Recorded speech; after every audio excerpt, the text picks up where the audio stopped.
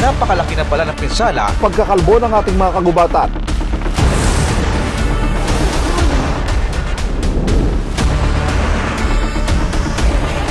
Kung saan napunta ang umano'y flood control project. All barangays are submerged in water.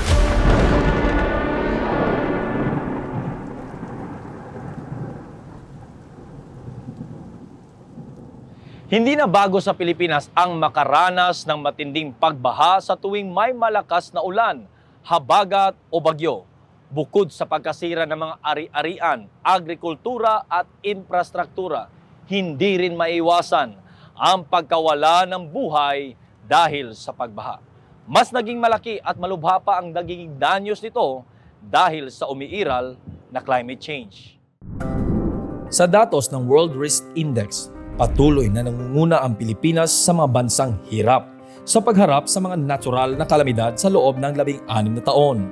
Ayon sa International Engineering Group na GHD, aabot sa $124 billion ang gagastusin ng bansa sa mga baha at bagyo sa pagsapit ng 2050. Ayon naman sa Global Forest Watch Organization, nitong 2010, aabot sa 13.1 million hectares ang natural forest ng Pilipinas na may saklaw na higit sa 62% ng land area nito. Ngunit as of 2023, nasa 32.4 kilo hectares ang nawala sa ating natural forest, na katumbas ng 25.6 megatons ng carbon emissions. Mula 2002 hanggang 2023, nasa 190 kilo hectares ng humid primary forest na bumubuo ng 13% ng total tree cover loss nito sa kaparehong panahon. Bumaba naman ang total area ng humid primary forest sa bansa ng 4.1%. Mula 2001 hanggang 2021, nawala ng 1.47 million hectares na tree cover ang Pilipinas, na katumbas ng 7.9% na pagbaba ng tree cover mula 2000 at 835 megatons ng carbon emissions. Mula 2001 hanggang 2023, 20% na ang nawala sa tree cover ng bansa. Pangunahing dahilan nito ang massive deforestation. Kaya naman, sa harap ng mas tumitinding epekto ng climate change, kabilang na dito ang mas dumadalas na matinding pagbaha, samot-saring estratehiya na ang ginawa ngayon ng mga bansa sa iba't ibang bahagi ng mundo upang mabawasan ang panganib na dulot ng matinding pagbaha. Ngunit bukod sa pagtatayo ng mga flood barriers, mas epektibo pa rin ang pagtatanim ng mga punong kahoy upang maiwasan ang trahedya at pagwasak ng epekto ng pagbaha. Isa sa mga mahahalagang papel ng mga puno sa pag-iwas sa pagbaha ay ang kakayahan nitong sumipsip at mag-imbak ng tubig sa pamamagitan ng mga ugat nito na nagsisilbing natural sponge. Inaabsorb nito ang tubig sa panahon ng malakas na ulan o pagbaha. Nababawasan nito ang dami ng tubig na umaagos sa ibabaw ng lupa at pumapasok sa mga daluyan ng tubig. Kaya nababawasan ang panganib ng pagbaha. Ang mga puno ay matibay at epektibong pananggarin laban sa pagguho ng lupa, na isang malaking epekto ng pagbaha. Bukod dito, ang mga puno ay nakakatulong sa pagbuo ng lupa na mayaman sa humus, na nagpapataas ng kakayahan nito na sumipsip at mag-imbak ng tubig. Mahalaga rin ang papel ng pagtatanim at pagpapanumbalik ng mga natural na floodplain at riparian zones.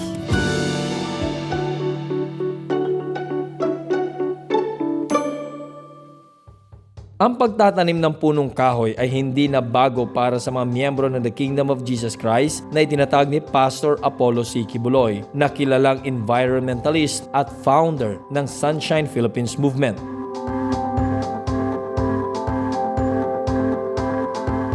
Ang Sunshine Philippines Movement ay isang environmental organization na itinatag ni Pastor Apollo noong 2005 na may layong maibalik sa orihinal na anyo ang kalikasan, na punong-puno ng kahoy sa mga bundok, bukirin, sa mga dalampasigan at sa iba pang lugar na maaaring pagtaniman ng punong kahoy at maibalik ang dating ganda at linis ng kapaligiran, at upang makatulong na maibsan ang epekto ng climate change. Ngunit paano ito gagawin ni Pastor Apollo? Solusyon ng butihing pastor ang pagtatanim ng milyon-milyong punong kahoy sa buong bansa. Ito'y bukod sa pagsasagawa ng malawakang cleanup drives. Nagsimula ito sa hangarin ni Pastor Apollo na matulungan ang mga mamamayan ng Barangay Tamayong na masolusyonan ang problema sa pagbaha at malawakang pagguho ng lupa sa lugar lalong-lalo na tuwing malakas ang ulan. Kaya naman, tulong-tulong na nagsagawa ng malawakang tree planting activity ang mga miyembro ng KOJC at volunteers ng SPM para punuin ng pine trees ang kalbong bukid sa paanan ng Bundok Apo sa Tamayong, Davao City. Kada taon, walang tigil ang pagdagsa ng libo-libong volunteers, mapabata man o matanda, upang magtanim ng pine tree seedlings. Bahin sa niuna diri, nagyod ang landslide, niya baha. Nakaayo lang kay pag-abot ni Pastor na nanumi og kahos bukid. Salamat mi ni Pastor kay mao'y nakakuha sa tree planting. Kami nagpasalamat yun mi ni Pastor kay buwan si Pastor, wag yun mi diri. Lisod mi sa na pag-tree planting. Murag siya ay nakatuon sa amo pagtanong. Nakaayuhan man na para wala tay bagyo ba, walay calamity. Kaysa unang panahon bagyo, perti ang landslide, baha. Kakaroon murag minus na kay nanay mga kahoy. Kana lang pine tree nga gitanom ni Pastor diya sa 406. Salamat po ko nga kay isipkuan po ko sa dinar po kanang diya sa taas po sa una na. Salamat po nga tamnan nga pine tree ba planting. Kaduha ang mga project ni Pastor. Salamat po ko kay barangay planting sa kalsada, landscape sa kalsada sa una riha. Oo, nakita ko improve jud sa Tamayong. Ang nakita lang ito sa taas yun. Sa una kawan man na kabugangan man sa una. Wa may kahoy kay na diha. Itamnan ni Pastor og mga kahoy. Moro nga bugnaw na kayong dapit diha. When we invest in genuine goodness, that means we do not expect anything in return. We just give out goodness for the sake of planting the seed of goodness so that it will grow and affect others. The Father will reward you. Kingdom citizens, walay kapalit ang ato reward gikan samahan. All of you volunteers who are doing the work of the Sunshine Philippines movement, we do it for pure goodness, for pure genuine goodness. Para kay Pastor Apollo, mainam ang pagtatanim ng pine tree sa Glory Mountain dahil bukod sa epektibo ito sa pagsipsip ng tubig ulan at pagpigil ng pagguho ng lupa, ito rin ay isang natural air conditioner. The pine trees are already big. And you know, for every 100 pine trees, that's an equivalent to 3 air conditioners. That is how they cool the place and produce the oxygen and helps the soil. When the flood comes or when the torrents of rains come, you know, it will not denude the soil but helps the environment, helps the ecosystem preserve itself. Now, we have started there. That is our own. And if there are places where we can go and help, please call the Sunshine Philippines movement. Mula 2005 hanggang ngayong taon, nasa daan-daang libong pine trees na ang naitanim sa Glory Mountain. Imagine ninyo ang malilinis ng ganitong karaming mga pine trees na carbon dioxide sa hangin at gaano karami at kalinis ang oxygen na may puproduce ng mga ito para sa mga tao upang makalanghap ng preskong hangin. Bukod sa reforestation project ng grupo ni Pastor Apollo sa Barangay Tamayong, ay pinakilos rin ng Buting Pastor ang mga miyembro nito upang magtanim ng milyong-milyong punong kahoy sa buong Pilipinas. Halos 2 dekada nang walang humpay ang pagtatanim ng punong kahoy ng SPM. Keepers Club International, kaagapay ang iba't ibang volunteers, stakeholders, government at non-government organizations at private individuals. Mula Luzon, Visayas at Mindanao ay walang tigil ang tree planting at maging cleanup drives ng SPM upang maabot nito ang target na resulta ng reforestation at iyan ay gawing luntian muli ang Pilipinas sa ilalim ng Greening the Philippines campaign nito. Nakapagtanim na ito ng daan-daang libong punong kahoy sa buong bansa. Depende rin sa angkop na puno sa lugar na epektibo sa pagsipsip ng tubig baha, pagpapatibay ng lupa upang maiwasan ang soil erosion, pagpapabuti ng kalidad ng hangin, pag-iwas sa desertification at pagbabawas ng epekto ng climate change. Kaya naman sa harap ng sunod-sunod na bagyong humampas sa Pilipinas, inulunsad ng grupo at mga taga-suporta ni Pastor Apollo ang One Tree, One Nation nationwide tree planting activity sa mahigit 20 planting sites mula Luzon, Visayas at Mindanao. Partikular na tinungo ng grupo ang mga lugar sa Isabela, Dagupan, Nueva Ecija, Antipolo, at Batangas. Sa Visayas naman, kasali ang Aklan, Capiz, Negros Occidental, Negros Oriental, Cebu, Bohol, Leyte, at Southern Leyte. Sa Mindanao, kabilang ang mga lugar sa Davao City, Tagum City, Agusan del Norte, Bukidnon, North Cotabato, South Cotabato, Sarangani Province, at Zamboanga. Ilang araw bago ang nasabing tree planting activity ay kanya-kanya ng inihanda ng mga KOGC volunteers kasama ang partner volunteers ito mula sa mga local government units, police, military, marines, government agencies, private sectors, non-government organizations at iba pang grupo ng sosyedad ang mga seedlings na kanilang itatanim sa kanilang mga lugar. Kabilang sa mga seedlings o saplings na ito ang mangrove, acacia, mulave, nara, mahogany, gemalina, mangga, fruit-bearing trees, agoho, tuog o Philippine rosewood, lawaan, falcata, at cherry blossom.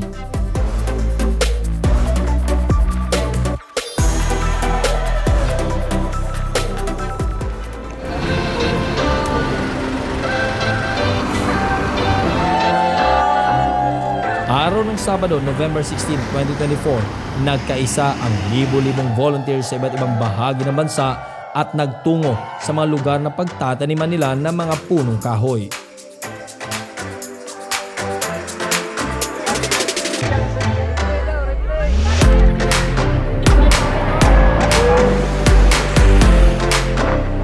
Pwede tayo maging bahagi ng solusyon na hinaharap natin nangyayari sa sanlibutan. At isa doon, yung magtanim ng mga puno. Alam naman natin, napaka-critical na po ng kalagayan ng ating sanlibutan ngayon because if we do not stop yung sa industry, nag-i-emit tayo ng greenhouse gases. Darating kasi yung panahon na wala na tayong planeta and there is no spare earth.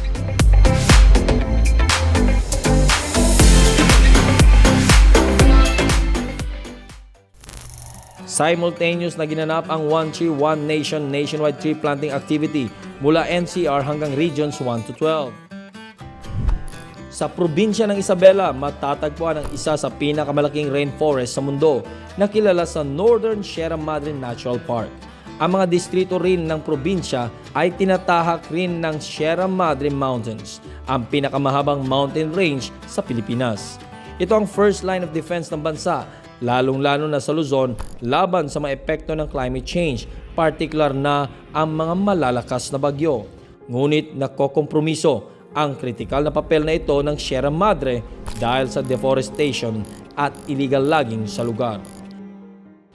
Kaya naman nagtipon-tipon ang daan-daang volunteers mula sa SPM at KOJC, katuwang ang Philippine National Anti-Crime Group ng PNP, 86th Infantry Battalion ng 5th Infantry Division ng Philippine Army at iba pang volunteer mula sa private and public groups sa lugar sa Camp Vizcara, Barangay Aguinaldo, Ramon, Isabela upang magtanim ng libo-libong nara at mahogany seedlings. Nagpaabot rin ng kalampasasalamat ang ilang volunteers sa inisyatiba ni Pastor Apollo na bukod sa napapanahon ay napakahalaga. Anila, dapat lamang tularan ang inisyatibang ito ng butihing pastor. Talaga dapat lang na tularan ito ng hindi lang ng Sunshine Philippine Movement na sa pamumuno ni Pastor Apollo Kibuloy, kundi pati rin yung mga pribado at pampublikong mga sektor na sa ganon ay makatulong sa ating kalikasan.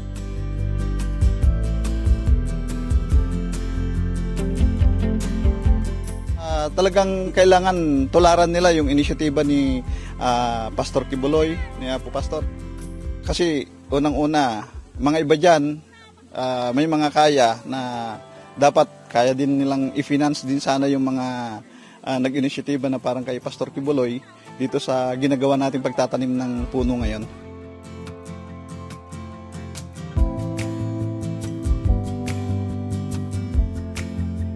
Well, in the first place, we're very blessed na because of the initiative of Pastor Apollo Carion Kibuloy, meron po tayong activity na pinagsasamaan ngayong umaga. Ang Isabela po kasi, ang Cagayan Valley in Region 2, we are surrounded by 3 mountain ranges.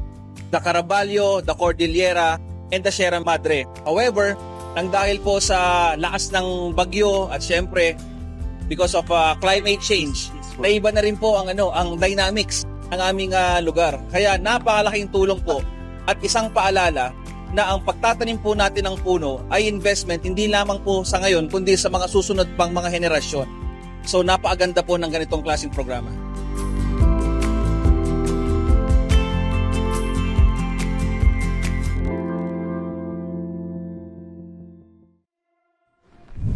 Sa Nueva Ecija, aabot naman sa 600 Nara tree seedlings ang itinanim sa Sitio Palale, Barangay Nazareth, General Tino, Nueva Ecija na bahagi rin ng Sierra Madre Mountain Range. Pinagkaisan itong itanim ng mga volunteer na mula pa sa iba't ibang bahagi ng gitnang Luzon. Inspirasyon naman ni General Tino Mayor Isidro Tino Pajarilyaga si Pastor Apollo C. Kibuloy. Sa advokasya nito ang pangalagaan ang kalikasan. Anya, modelo nito si Pastor Apollo pagdating sa pangangalaga ng likas na yaman, lalong-lalo na sa kanilang lugar, matapos itong makabisita sa Tamayong Prayer Mountain at Glory Mountain. I was inspired by Pastor Kibuloy nung kami maimbitahan doon sa maganda yung inyong po doon. Pag napunta ka doon sa Prayer Mountain na Holy Mountain, para sa mga aptos ang gaganda ng mga bulak doon, ang gaganda ng mga tanim, ang mga building niya ron.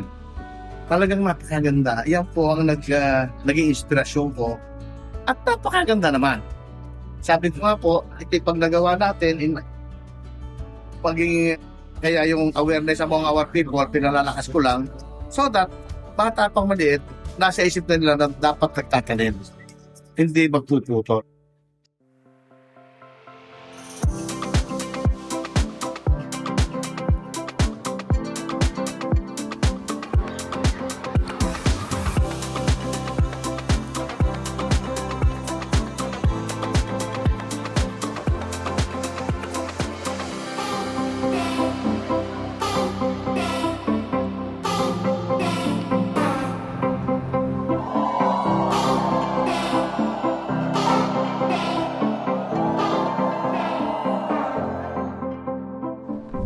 Tinaguriang Seedling Bowl of the Nation ang Talisay, Batangas dahil producer ito ng 80 to 85% ng seedlings at saplings sa Pilipinas.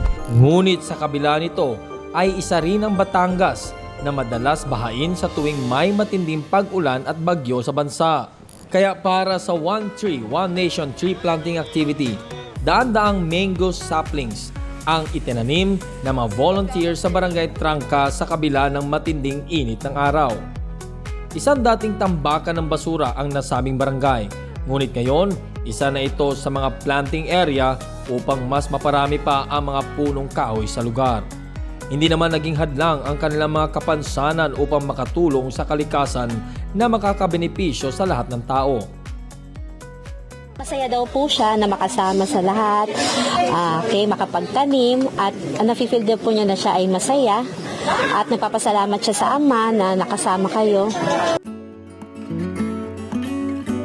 Kung talagang ikaw ay leader, dapat tingnan mo si Pastor Kibuloy kasi marami kang matututunan. Isa yan sa katangian ng leader, yung vision. At kita natin yan kay Pastor Kibuloy na yung from nothing, marami siyang nagawa na napalago niya, nalinis niya, napakaganda. Again, ulitin ko, napakaganda nung Glory Mountain tsaka Prayer Mountain. So, hindi ito parang nanguhula si Pastor na tanim tayo, hindi. Nagawa niya na dati na. Itong tree planting, hindi lang ginagawa ngayon dahil tumatakbo siya. Yearly pala ito ginagawa nationwide.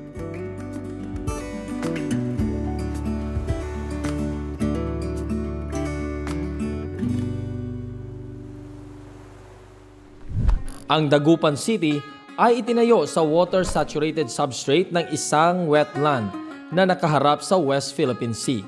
Isa sa mga dahilan na vulnerable ang syudad sa mga epekto ng climate change. Matatagpuan rin sa loob ng Philippine Typhoon Belt ang lungsod. Kaya naman, hindi na bago ang pagbaha sa lugar. Kaya naman hindi alintana ng mga volunteer na kinabibilangan ng Dagupan City LGU, Dagupan Agriculture Office, Keepers Club International at iba pang ahensya ang pagtawid sa ilog sakay ang bangka para lamang makarating sa kanilang planting area sa Pantal at Bayawas River, Barangay Mamalingling, Dagupan City, Pangasinan.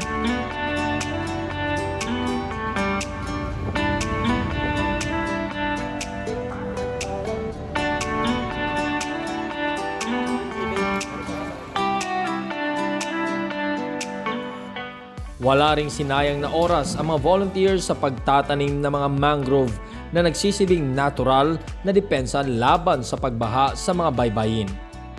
Isa sa mga dahilan kasi kung bakit ba inisyatibo tayong One Tree, One Nation or isang puno, isang bayan. Dahil alam naman natin situation natin ngayon, di ba? Maraming baha. Although ito ay isang simultaneous tree planting. Hindi lang dito sa atin, sa Dagupan City, kundi sa iba't ibang dako dito sa Pilipinas. So, dahil ang problema natin yung pagbaha, isa ito sa solusyon, yung pagtatanim natin ng puno. No? Napapanahon itong inisyatibang ito ni Pastor Apollo Kibuloy na magtanim. One Tree, One Nation! Ang Antipolo ay nasa elevated area na malayo sa anumang anyong tubig. Ngunit nitong Setyembre, ginulantang ito ng hagupit ng bagyong Enteng. Kahit kailan ay hindi pa nakaranas ng ganoong kalakas na pagragasan ng tubig baha ang Antipolo. Dahil dito, isa ito sa mga napili ni Pastor Apollo na ayudahan sa pamamagitan ng pagtatanim ng mahigit 1,000 nara seedlings.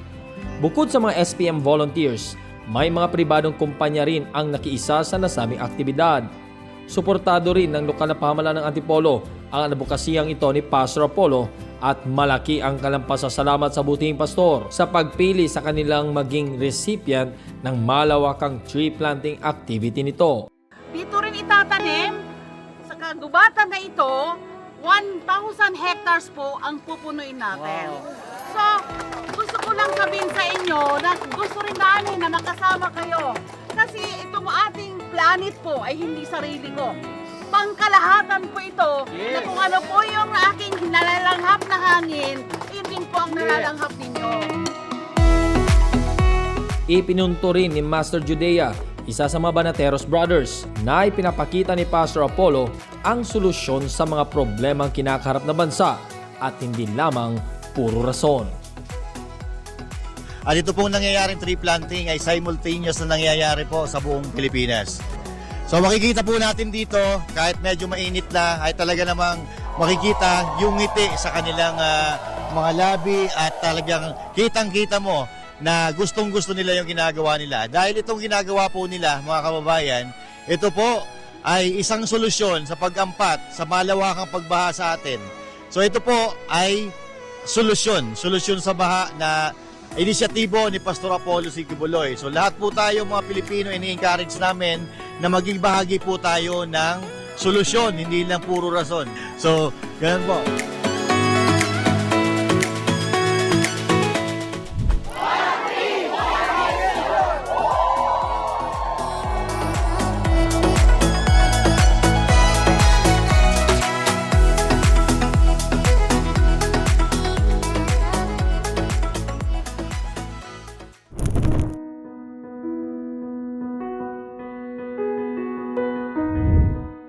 Tulad ng maraming barangay sa Aklan, isang barangay Agbanawan sa bayan ng Banga na hindi ligtas sa epekto ng mga bagyo. Kaya isa rin ito sa mga napiling lugar upang pagdausan ng tree planting initiative ni Pastor Apollo, kasabay ng mga volunteer mula sa SPM, Keepers Club, Banga LGU, PNP at maging ng mga estudyante mula sa isang institusyon sa lugar.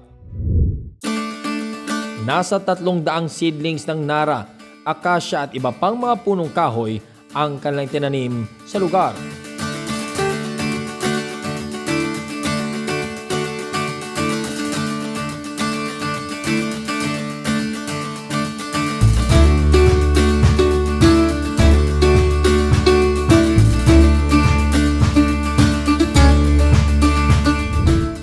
habang nasa 200 seedlings naman ang itinanim sa Ibisan Capiz ng mga SPM volunteers. Kasabay ang iba pang volunteer mula sa DNR Capiz, LGU at KOJC members.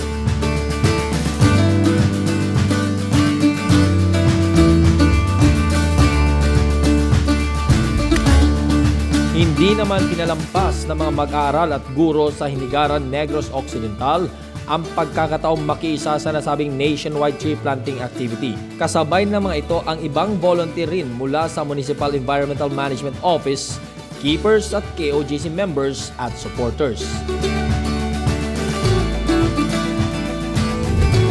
Daan-daang fruit seedlings naman ang itinanim ng mga ito sa Eco Park ng Hinigaran na dating dump site at nais nila itong gawing green park at mapagtamnan ng mga punong kahoy. Tanyag ang Negros Oriental sa likas nitong kagandahan. Ang lalawigan ay biniyaan ng naggagandahang dalampasigan at malinaw na tubig. Ngunit hindi pa rin ito ligtas sa tuwing may bagyo sa bansa, lalong-lalo na ang mga lugar na nasa mababang parte ng rehiyon. Kaya naman malaki ang pasasalamat ng Barangay Malaunay sa Valencia, Negros Oriental nang mapili ang kalang barangay sa katatapos lang na One Tree, One Nation tree planting activity.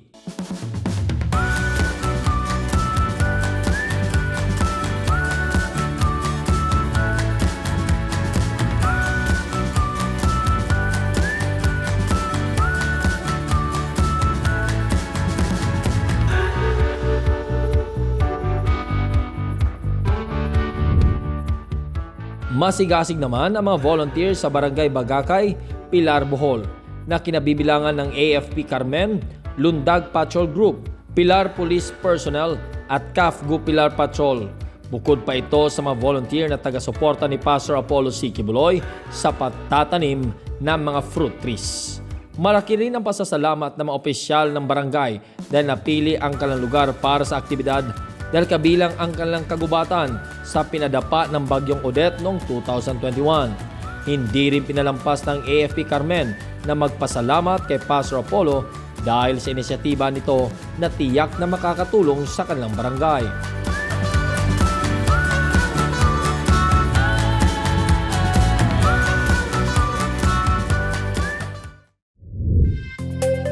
Mahigit 1,000 mangrove seedlings naman ang itinanim ng mga volunteers sa Sitio Pulo-Pulo, Bantige, Barangay Luyang, Carmen, Cebu.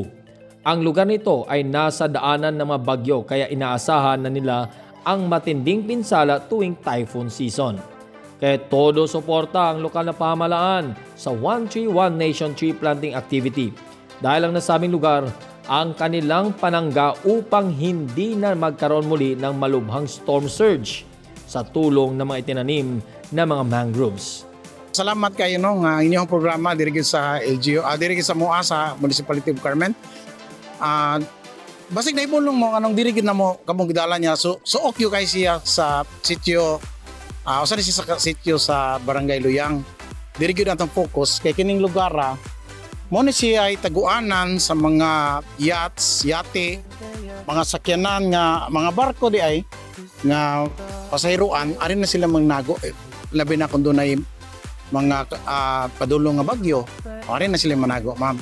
Ang purma na mura ni siya og sandbar ay lit ni siya tanaw nimo pero connected lang siya mo ni siya nag-ali sa ato asas pinakasentro sa poblasyon sa Carmen mo nang kung doon ay mga hangin less na gyud kaayo dito ang mga damages nga maabot wala na storm surge posible na kaayo kay nabidepensaan ni aning area. Mo ni ma'am nga di ata karon daghan pong mga foundation nga di karon dire nananom og mga mangroves. Sa inisyatibang ito ni Pastor Apollo C. Kibuloy sa pamamagitan ng SPM na pag-isa nito ang mga ahensya ng Carmen LGU at ilang private sectors na magtulungan sa pagtatanim ng mangrove na malaking tulong sa tuwing may bagyo.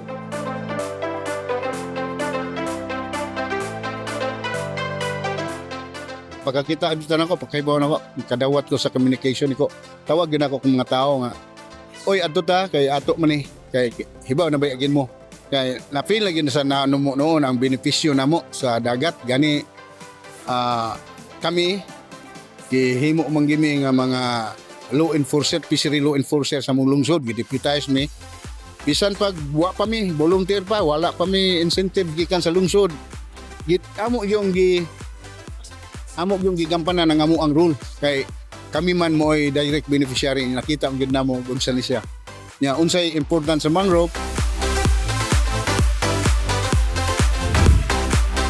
Sa Babatngon, Leyte naman, literal na ipakita ng mga volunteer ang bagyo ka lang, magtatanim kami ng puno.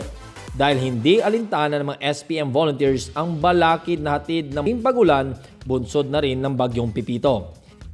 Ipinakita lamang ng mga volunteers ang kanilang dedikasyon at pagsusumikap upang makipag-isa sa inisyatiba ni Pastor Apollo C. Kibuloy. Kaya naman tuloy ang tree planting activity sa Barangay Bagong Silang, Babatngon, Leyte. Tuog trees ang itinanim ng mga volunteers sa lugar, simbolo ng katatagan at pag-asa para sa mga susunod na henerasyon at kilala ito na may matibay na ugat at kakahayang imunlad sa magkakaibang kondisyon. Sa Maasin, Southern Leyte, nagkaisa ang mga mag-aaral, guro, magulang at maging ang mga mangingisda sa Barangay Guadalupe sa pagtatanim ng mangrove seedlings. Kagapay pa rin ang mga volunteers at taga-suporta ni Pastor Apollo C. Kibuloy. Sa imbitasyon ng SPM, dumalo rin ang Provincial Environment and Natural Resources Office, Bureau of Fire, ROTC trainees at 805th Ready Reserve Battalion at mga barangay officials upang itanim ang nasa mahigit 1,000 mangrove seedlings. Dagat at pangingisda ang pangunahing hanap buhay ng mga residente sa Barangay Guadalupe. Kaya ganito na lang ang kanilang pagpapahalaga bilang komunidad sa yamang ito sa pamamagitan ng pagtatanim at pangangalaga ng mga bakawan sa kanilang karagatan.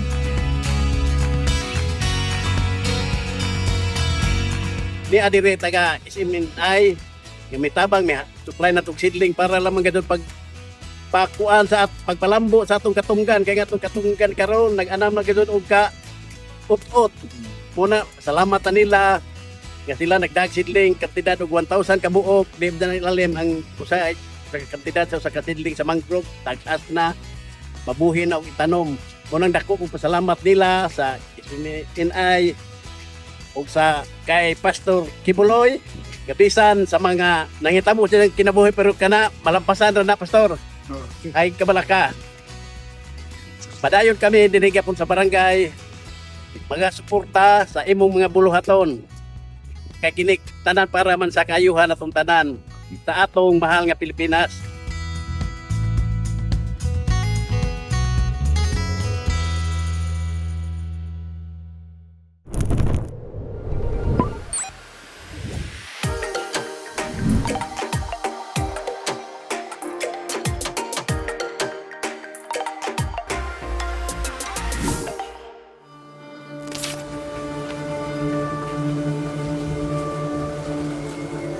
Malaking hamon sa Barangay New Abra sa tuwing natatamaan ng masamang panahon ang kanilang lugar.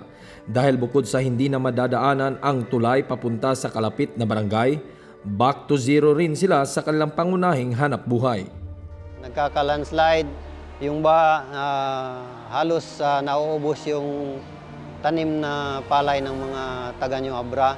So, nasisira. Palagi na lang po bumabalik sa number 1, pag dumating yung mauubos yung tanim, namamatay din. Ulit na naman po. Kaya hirap yung mamamayan ng Barangay New Abra dahil sa baha na yan.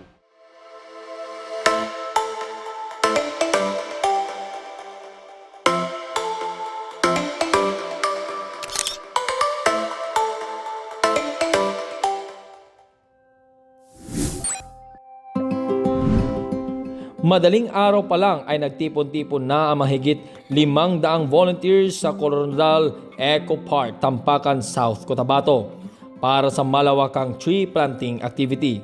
Bit-bit ang mahigit 1,000 nara, puting lawaan at mulawi seedlings.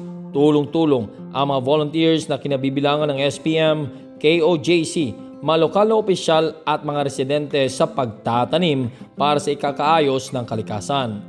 Hindi lingid sa mga ito na ang nasabing tree planting activity ay isang mabisang hakbang tungo sa mas ligtas at mas matatag na komunidad sa hinaharap.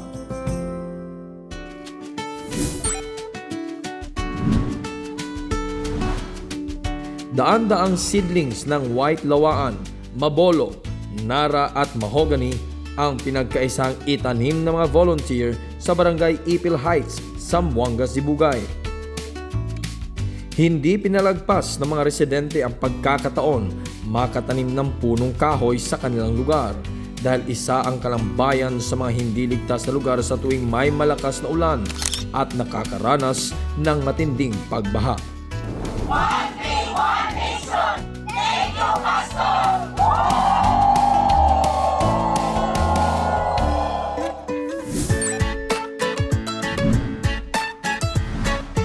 Sa Bukidnon, nagmula pa sa malalayong lugar ng Cagayan de Oro City, Llano del Norte at sa mga bayan at barangay sa Bukidnon ang mga volunteer upang makilahok sa nationwide tree planting activity sa Malaybalay City sa pangungunang SPM at partner agencies nito. Daan-daang mahogany at fruit-bearing trees naman ang sabay-sabay na itinanim ng mga volunteers sa Tree Park, Barangay Aglayan. Mahalaga ang tree planting activity na ito dahil nagiging mas mapanganib ang mga epektong hatid ng malakas na pag-ulan sa lugar, dulot na rin ng climate change.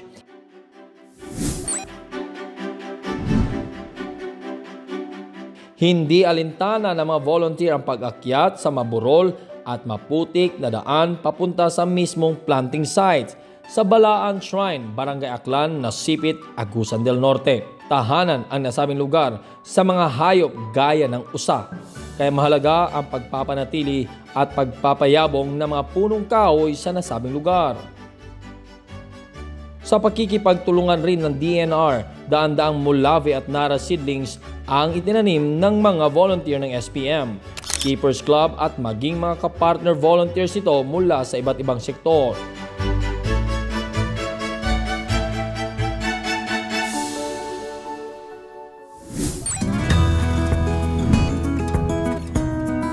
Sa Tagum City, isang flood-prone area naman ang tinungo ng mga taga-suporta ni Pastor Apollo at ng SPM, kaakibat ang iba pang mga volunteers sa Tagum City. Ayon sa mga opisyal, malaking tulong ang nationwide tree planting activity na ito sa lugar, lalong-lalo na sa mga residente nito. Kasi malaking tulong ito sa mga nagtira dito sa Purok 10A, ang San Miguel. Kasi we know na itong lugar na to is talagang apektado ng baha noong first quarter. So makita natin yung level ng tubig dito, taas, lampas ulo ng tao. Nakikita natin sir, yung area natin is flood prone area. Pagtatanim ka is importante po sir sa prevent ng flood sir dito sa area. At another is ang ating tree planting ngayon, ng activity is importante because gina-engage natin yung mga community natin sa ganitong mga environmental activities, sir. Kaya, daan-daang falcara seedling ang itinanim sa lugar upang maibsan ang hirap ng mga residente sa tuwing umuulan. Kami participate din kami sa mga ganitong gawain, sir, ng tree planting kasi maganda nito sa sir, sa ating, lalo na ngayon, sir, na maraming bagyo, sir, na dumaan, sir. So, ang pagtatanim kasi, sir, hindi lang yan na biro, sir, na sir, ginagawa ng mga community, sir. Ito yun yung papatag ng ating sir, ng ating kapaligiran, sir. At saka maganda din itong layunin, sir, na ginagawa ni Pastor Kibuloy, sir.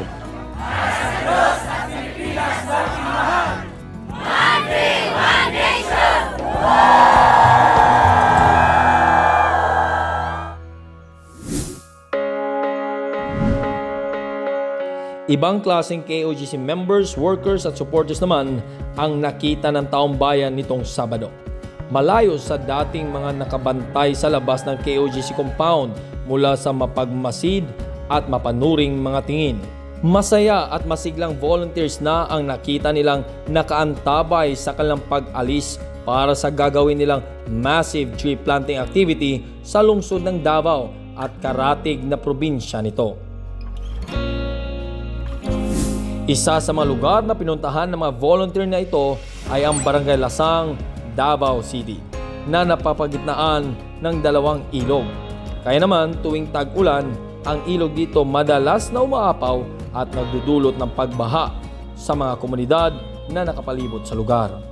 Kaya naman tinungo ito ng mga volunteer ng SPM at mga kapartner nito mula sa private at government agencies.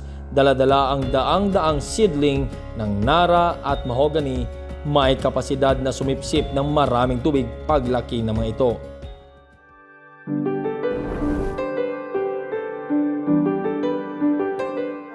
I am overwhelmed not only as a Maisog member but also a tao. Kay in us, sa amo ang kausa sa Maisog, we are only focusing sa ato ang freedom of democracy. But then, karon we have the freedom to preserve our lives. Pinaagi aning tree planting. I am hopeful enough nga pinaagi aning wisdom nga gihatag sa Ginoo kay Pastor Kibuloy. I am very overwhelmed nga iyahaning mapadayon pa sa asa-asa pa nga mga lugar. Kaniwala sa hagit karon no nga atubang sa ato ang girespeto nga pastor. Ikaw na sayod nga ang suporta sa katawhang Pilipino, labi na gyud sa katawhang Dabawinyo, sulid na para sa imo no. Ang amo ang hangyo lang nga padayon kang magmalig-on tungod kay pinaagi pod sa giya sa atong labaw nga makagahom, makaangkon ka og gustisya sa tamang panahon. Tatag lang no, padayon lang sa pagpalig-on tungod kay gipangga ka sa atong labaw nga makagahom.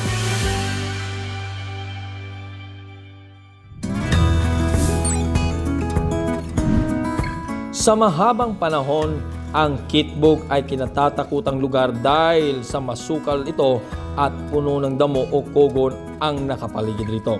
Ngunit nang pinasimula ni Pastor Apollo ang pag-develop sa lugar para sa Blaan community sa pamamagitan ng pagpapagawa ng kalsada, health center at pagbibigay ng kabuhayan sa mga tribo, nag-iba na ang persepsyon ng mga tao sa lugar. Kaya naman sa isinagawang One Tree, One Nation National Tree Planting Activities sa Kitbog, nakiisa ang tribong Blaan kasama ang iba pa ng mga volunteers mula sa ACQ College of Ministries at iba pang government and non-government organizations sa pagtatanim ng daan-daang seedlings, partikular ng cherry blossoms at nara na may malalaki at mahabang ugat na nagpapatibay ng lupa upang maiwas sa soil erosion. Hindi pinalampas ng mga kapatiran nating Blaan ang pagkakataong ito dahil sila mismo ay ramdam na ramdam ang kaunlarang hatid ng mga inisyatiba ni Pastor Apollo sa lugar, kabilang na ang pagpapayabong ng mga punong kahoy sa mga bulubundukin ng sitio Kitbog. Salamat kay pinagi kay Pastor nga karon nag-implement diri og tree planting, giyang gibalik ang dating beauty sa Kitbog nga unsa ang kuan sa kabukiran nga nailasang. So karon salamat kay Pastor kay nibalik ang beauty sa Kitbog nga magtanom na siya mga kahoy. Ang akong masulti karon kay nana si Pastor, mubalik ang plano ni Pastor, pabalikon ang tanan mga bukid nga nakalbo, pabalikon ang tanan mga yuta nga wala na itanom, tamnan og mga kahoy. Mao nang gusto ni Pastor kay para mubalik ang mga kakahuyan sa dinhi sa bukid sa Kitbog. Gaya ng sa inisyatiba ni Pastor Apollo, hindi lamang hanggang sa pagtatanim ang ginagawa sa mga aktibidad nito dahil sinisiguro rin nito na mapalago ng maayos ang mga puno. So, part of the mitigation plan of Malungon is the tree growing activities. So far, na-lessen yung erosion sa mountains, like as far as Kitbog, because of the partnership of the private organizations with the government. So, masasabi natin na somehow dito sa Malungon, buhay na buhay ang mga kakahuyan dahil minomonitor natin and successful naman yung mga tree growing activities dahil na-lessen din yung mga soil erosion. Itong ginawa natin to sa Sitio Kitbog, dito po tayo sa paanan ng Mount Matutum, yung sa likod natin, Mount Matutum po yan. Ito po, denuded forest po ito. Wala po kayo makita na mapunong kahoy.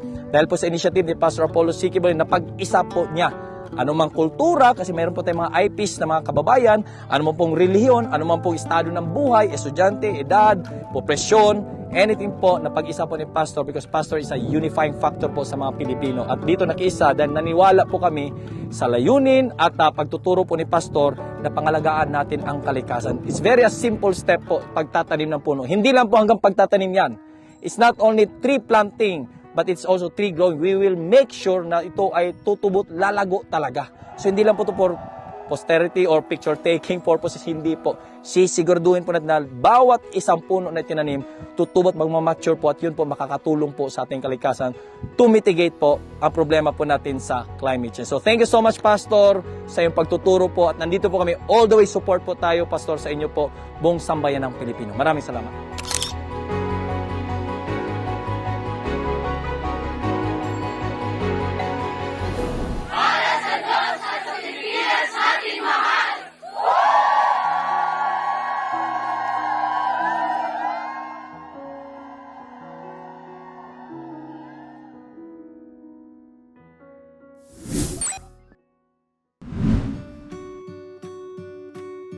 Ang tree planting site sa Marilog District sa Davao City ay isang rainforest at ancestral domain at nasa pag-iingat ng ating mga kapatid na katutubong matigsalog. Kaya isang araw, bago ang mismong aktibidad, isang ritual ang kanilang isinagawa. Ano na talaga ang tradisyon namin na mag-ritual. Kung mag-ano ka ng area, yung mag-open ka ng area, kahit yung maghagbas, magdamo ka, ang ano namin dyan, kami talaga, nagre-ritual kami. Tinatawag namin yung nakatira sa mga baliti, yung nasa bundok at sa kanina dyan sa bato, para hindi din kami masaktan, kasi espiritu yan eh. Kasi yung iba kasi pag hindi ka nagpapaalam, may mangyayari sa yung masama. Opo. Kaya yun po, every time nga may kami, bago kami mag-proceed, kailangan talaga meron talagang mangyayari na ritual. Parehas po sa kanang mag-ampo, ang mag-ritual. Kanang mag-ritual, kay sampitan naman mo ang tag-iya sa tubig, tag-iya sa ayuta, tag-iya sa bunto dire. Di silbi, ihalad ni mo itong mamaon o tabako o kanon. Imposible po nga dili makasabot sila nga naa na may atong butang diha nga pwede kwarta, silbi lawas nato ang kwarta, ihalad nato dito sa ilaha. Pero ilubong na ang kwarta dito sa lupa. Naprotekso na. Apil man po ito. Parehas mag-ampo.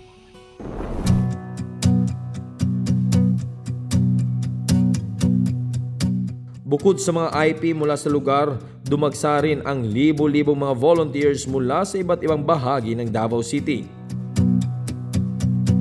Hindi alintana ng mga ito ang layo at ang bulubundukin at matarik na bahagi ng tree planting site na pagtataniman ng mahigit 2,000 nara at mahogany seedlings.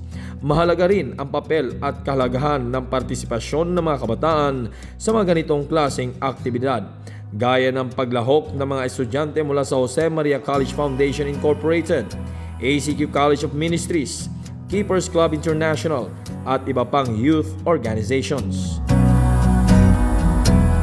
So ako po si Liz from College of Information Technology.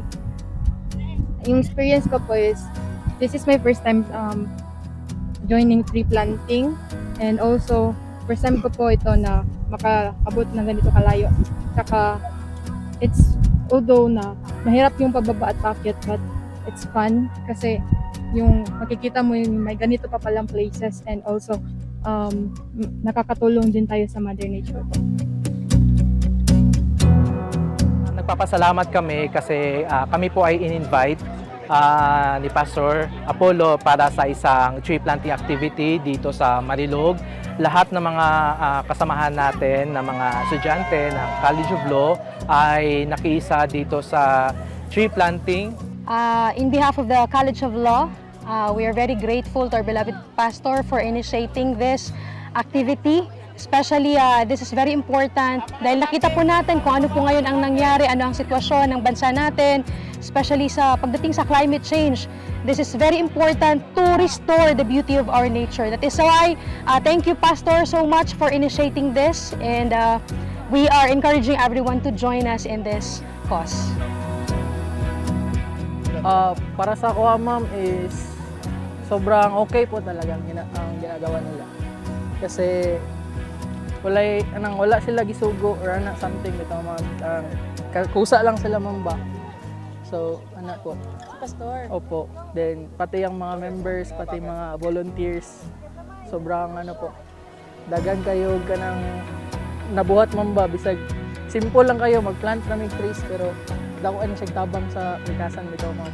Yes, precisely dako jud kayo nga matabang sa mitigate sa mga erosion o sa mga bagyo na mabutay. We are inviting dili lang siguro sa mga membro sa KOGC, so we encourage the people also to participate to plant a tree para in the future malikayan na to ang mga dagkong damage na kung sakali nga strike man ng bagyo or mga landslide. Thank you sa iyang initiative. Unta magpadayon ni dili lang karong tuiga. Samantala, malaki naman ang pasasalamat ng mga volunteers sa pagkakataon na makasali sa One Tree, One Nation tree planting activity sa Davao City.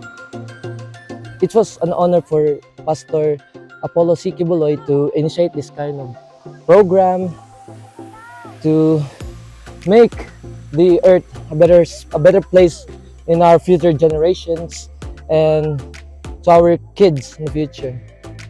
Advocacy niya po is very motivate po talaga yung mga KOJC, mga J. Marian, kasi po like help po talaga niya, ginamin niya po talaga. Thank you, Pastor, kasi ito like about tree planting is very good factor because maka-help siya sa environment, and thank you kahit marami nang sinasabi about sa iyo pero still kami pa rin yung inaalalayan mo po. I think na it's very generous of him po to do this kind of events po to help din para sa ating bayan, sa kalikasan, and also sa ating community. Na thank you po, Pastor, for everything na you have done for us. No matter what others think of you, but you still think of us first.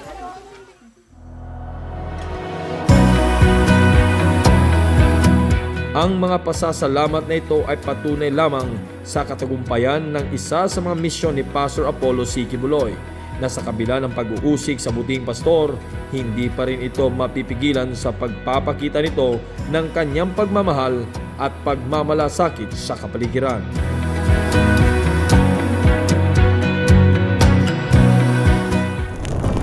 Feel the summer's touching my face, reminding me of last year in. Sa programang ito ni Pastor Apollo C. Kibuloy, na pagbuklod-buklod niya ang iba't ibang sektor sa lipunan, mapabata, matanda, mayaman o mahirap, mapa-private individual o government worker, uniform man o sibilyan, para sa mahalagang adhikaing makatulong sa ating inang kalikasan. At ito ay sa pangunguna ni Pastor Apollo C. Kibuloy. Running with the nightlight, hearts burning for the first time. Reality is closer, but we're not getting older. Layo ng One Tree, One Nation tree planting activity ang makatulong sa pamalang magbigay ng solusyon sa problema ng pagbaha kung saan ang bawat punong itinanim katumbas ay pag-asa ng mas maganda, mas maginhawa at mas luntiang buhay.